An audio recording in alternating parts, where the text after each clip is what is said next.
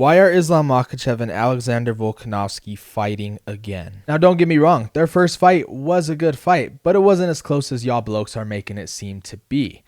I thought Islam won rounds 1 through 4, and Volkanovski clearly won round 5, but that's it. If y'all want to give Volkanovski 2 rounds, that's just being strictly biased towards the man, and I'm not taking away his greatness and his dominance. It's well deserved. That's a fact.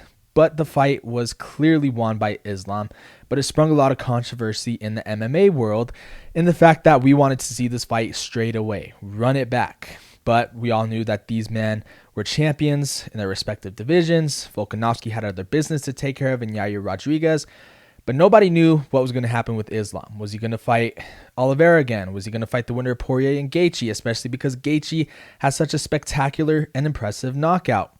Well, it was announced, I'd say, late July, early August, that Islam was going to be fighting Oliveira again, to the surprisement of a lot of people. But hey, it's Oliveira. He's a fan favorite.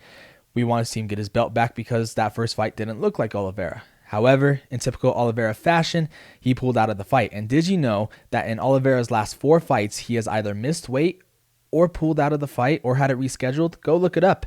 It's a well-known fact. He had a nasty cut above his eye, which is a legitimate reason to have the fight be withdrawn from the card. But what the UFC does best is put on great last notice replacement fights. And this one is a perfect example as Alexander Volkanovski, featherweight champ, stepping up on 2 weeks notice to take on Islam. That just shows the greatness of the UFC.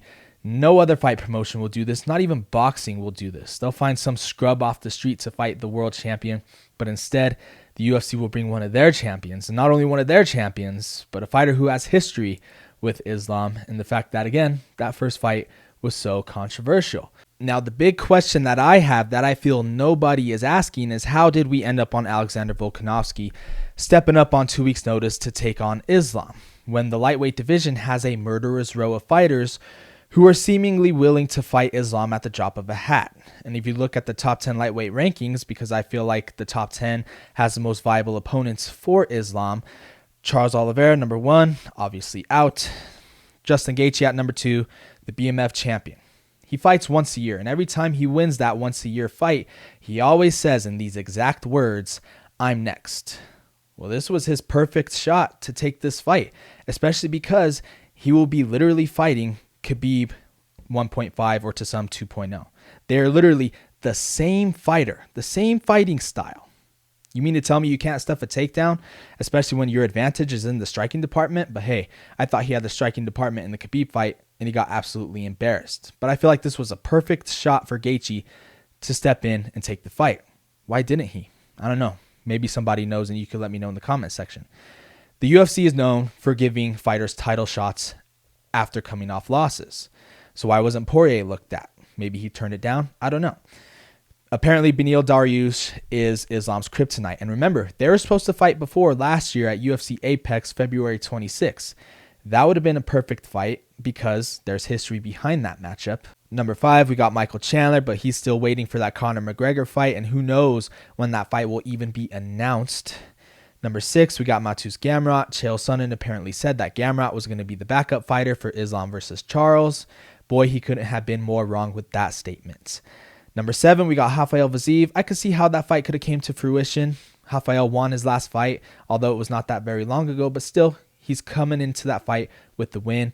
I don't know if it was a weight cutting issue, a travel issue as to why he didn't get the fight or wasn't even looked at, but that's a whole different conversation for a different day. Number 8, we got Arman Tsarukyan. I could see how that could spark some controversy in the sense that he's ranked so low, but hey, his fighting style is very fun. I'm sure nobody would complain about that. He's, again, yet another guy that people are saying could give Islam a very tough fight.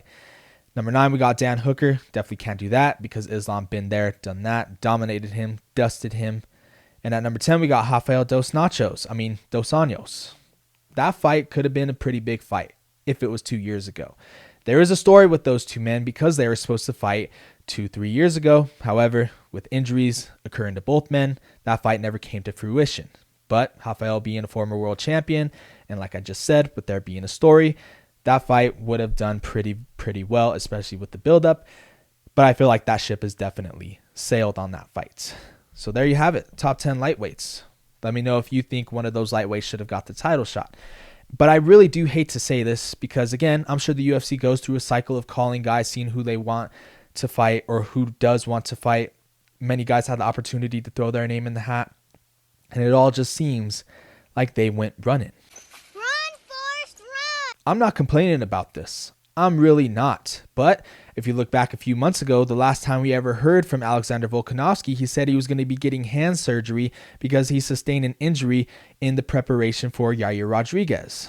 And we didn't think he was going to be fighting late this year, early next year. Obviously, those plans are scrapped, but the rumor around the water cooler was he was going to be taking on Ilia Topuria at UFC 297 in Toronto. LeBronto! But hey, it all worked out. We're all going to get our questions answered when it comes to this title fight. But I guess the part that bothers me about this entire situation is the fact that the UFC books their pay-per-views pretty far out in advance. I'll give you an example. UFC 293 took place, obviously, last month, September 10th. UFC 294 taking place this Saturday, October 21st.